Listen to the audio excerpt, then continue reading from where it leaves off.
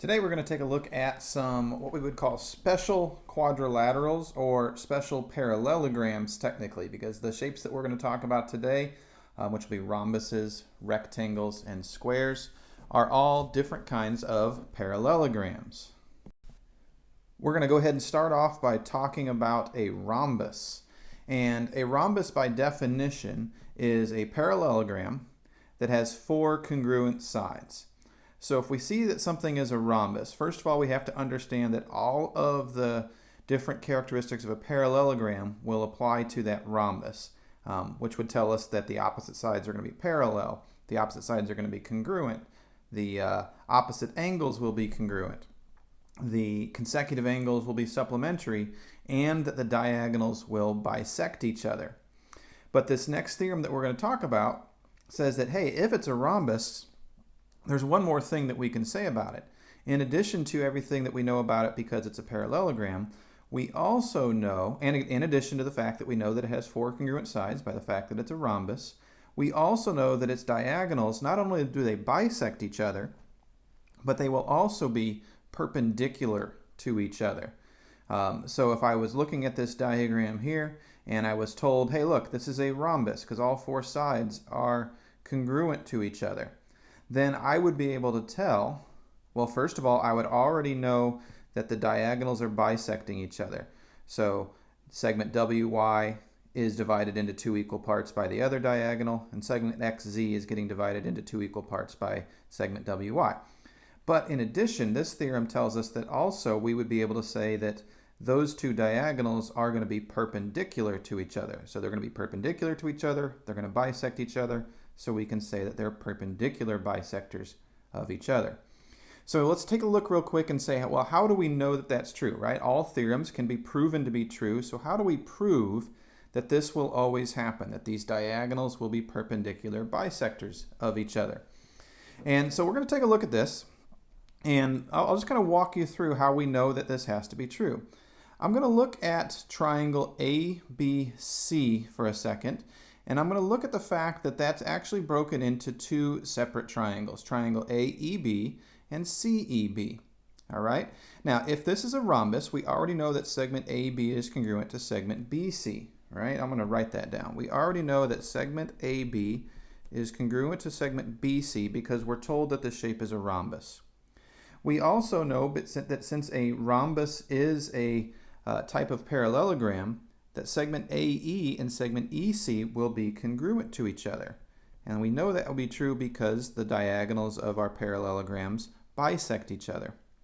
We could also say that segment EB is congruent to itself. And now you'll notice that I have, let me go ahead and mark segment EB congruent to itself just so we can see that. I'll just put boop, boop, boop like that. And now we can see that these two triangles, triangle AEB and triangle CEB, are congruent to each other. So let me state that. All of this would lead us to say that triangle AEB is congruent to triangle CEB by side-side-side congruence. And now if these two triangles are congruent to each other, then their remaining parts would have to be congruent. So we already know that the three side lengths are all equal. Now we would be able to say that the angle measures in each triangle match up. Specifically, we'd be able to say that angle AEB and CEB are congruent. And if they're congruent, but they also have to add up to 180 because they're adjacent to each other and they're non-shared sides, so segment AE and segment CE, they make a straight line. That means that they would both have to be 90 degrees. So we can say here, this would tell us that angle AEB, I will say the measure of angle AEB, and the measure of angle CEB are equal to 90 degrees. And that's basically showing us, hey, these are right angles. These are bisecting each other, so that means they're actually perpendicular bisectors of each other. So that's kind of how we can prove that this theorem has to be true. Now that same idea that we went through on the last theorem is actually going to be our proof for the next theorem as well, because the next one says that if our parallelogram is a rhombus, then each diagonal is bisecting a pair of opposite angles. So like if we translate what this is saying into a diagram and what it would mean, is we can see that we have these two diagonals of our rhombus. It's a rhombus because all four sides are congruent.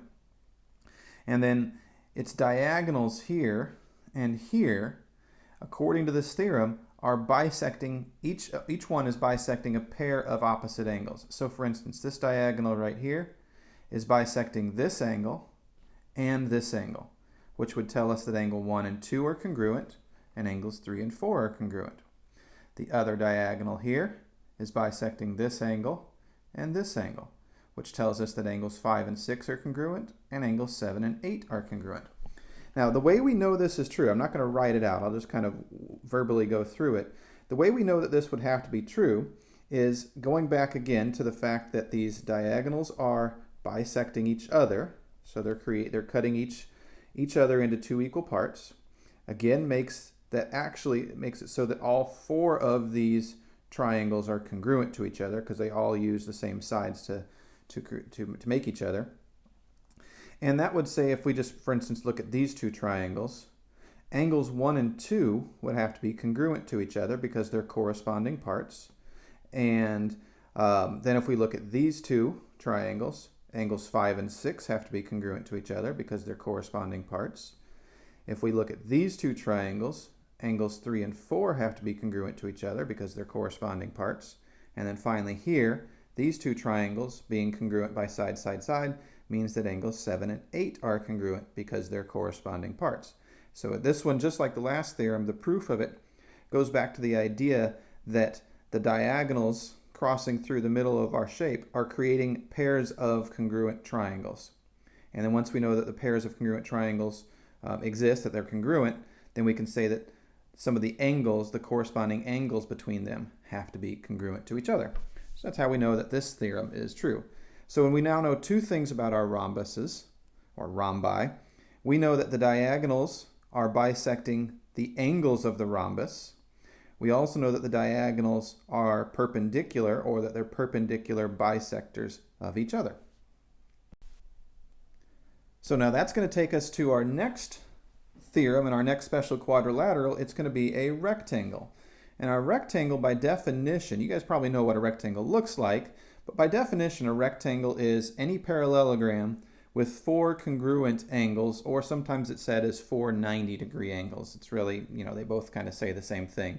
Since it's a four-sided shape, if all four angles are congruent, we would be able to deduce that they're all 90 degrees.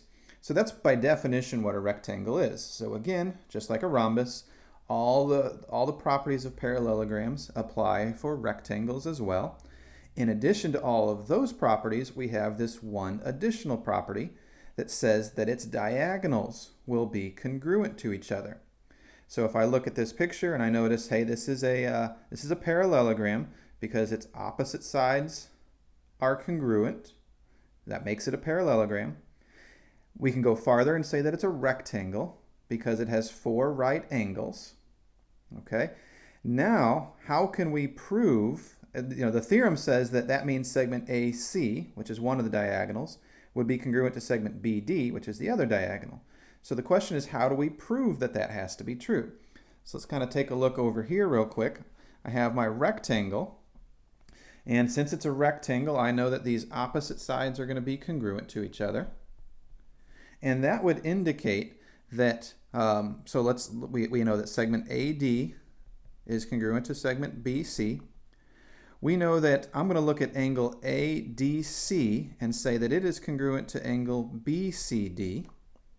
And then I'm going to say that segment CD is congruent to itself. So what am I doing here? What am I trying to get to by listing out these three pairs of congruent parts? Well, what I'm trying to get to is the fact that triangle ADC and triangle BCD have to be congruent to each other. ADC and BCD. Let me write it out over here. So this set of statements tells me that triangle ADC is congruent to triangle BCD by side angle side congruence. And just to kind of walk you through that, they both use this side segment AD and this side segment BC, which are congruent. They both use the 90-degree angles here, and then they both use this segment CD, which is congruent to itself. So those two triangles are congruent by side angle side.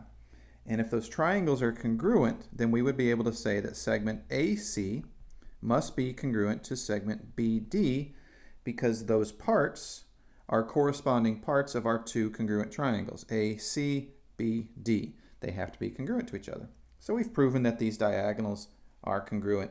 And again, just like the common theme that we're seeing, that proof is using congruent triangles. So even though we're talking about quadrilaterals here, the triangles are still sneaking in and kind of making their presence known, because that's how we're going to prove a lot of these theorems about our quadrilaterals. So we're going to use the idea of congruent triangles. So we have one more theorem to take a look at, so let's do that now. And I guess I misspoke. It's not technically a theorem. It's just something that we need to keep aware of.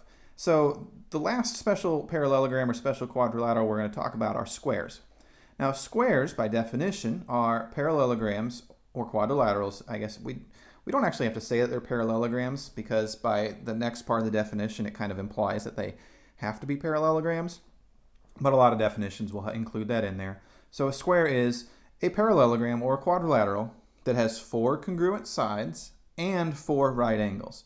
So another way to say this, is to say that squares are like a combination of rhombi.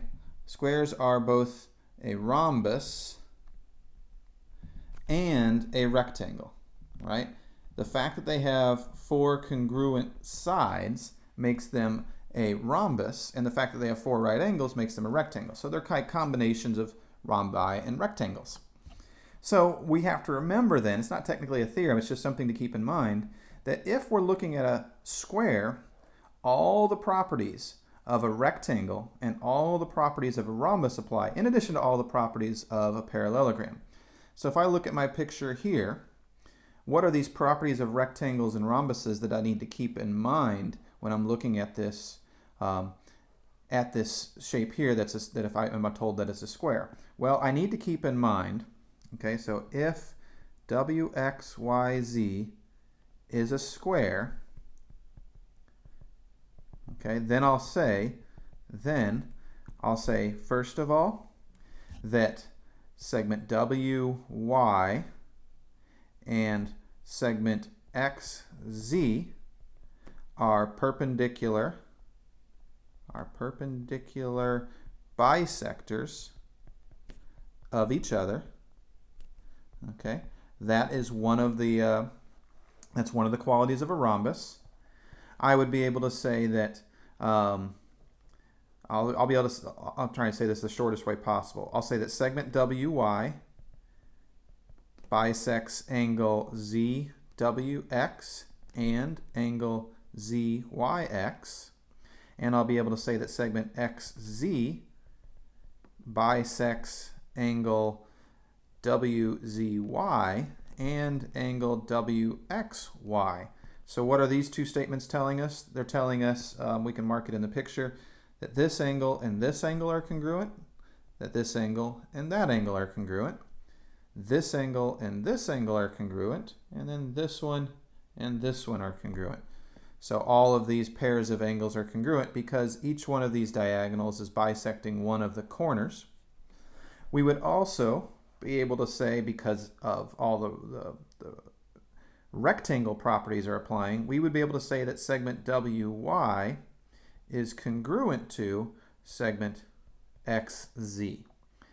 That the diagonals WY and XZ are congruent to each other.